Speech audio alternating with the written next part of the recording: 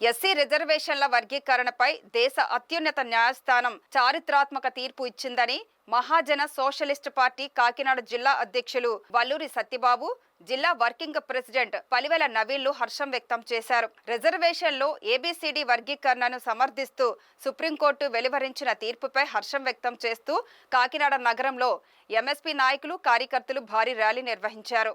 Indrapalem సెంటర్లోని doctor BR Ambedkar విగ్రహానికి పూలమాలలు వేసి నివాళులు అర్పించిన నాయకులు ఇంతకాలానికి తమకు న్యాయం జరిగిందంటూ ఆనందం వ్యక్తం చేశారు.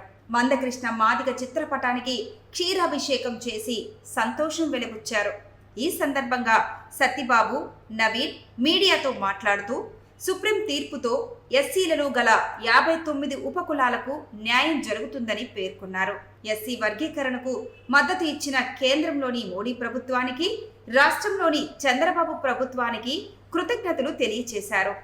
ఎస్సీలో ఉన్నటువంటి 59 ఉపకులాలకి సామాజిక న్యాయం జరగాలనే ఉద్దేశంతో గత 30 సంవత్సరాల నుంచి వాళ్ళు పెరగని పోరాటం చేస్తున్న మహనీయుడు మరో అంబేద్కర్, మరో జగ్జనరావు గారు, మరో పూలే గారు, బడుగు బలహీన వర్గాల ఆశాజ్యోతి మాన్య గౌరవశ్రీ మందాకృష్ణ మాది గారి ఆధ్వర్యంలో ఎంఆర్పిఎస్ లో ఇంతవరకు పనిచేసినందుకు నా పూర్వ జన్మ సుకృతంగా భావిస్తూ ఉన్నాను.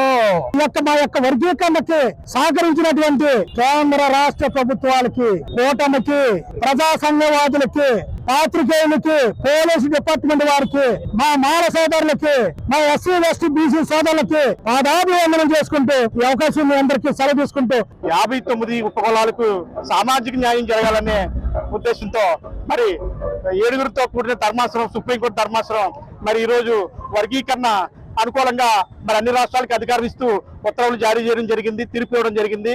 అందులో భాగంగా మరి ఈ రోజు కాకినాడ భానుగుడి సెంటర్ నుంచి ఈ యొక్క ఇంద్రపాలెం అంబేద్కర్ స్టాచ్యూ వరకు మరి ర్యాలీ నిర్వహించి ఘనంగా పాలాభిషేకం చేయడం జరిగింది. అదేవిధంగా మందకృష్ణ మాదిగ గారి ఆధ్వర్యంలో సుదీర్ఘ ఉద్యమం 30 సంవత్సరాల సుదీర్ఘ ఉద్యమానికి సహకరించిన కార్యకర్తలకు, నాయకులకు ప్రతి వారికి ధన్యవాదాలు తెలియజేస్తా ఉన్నాం.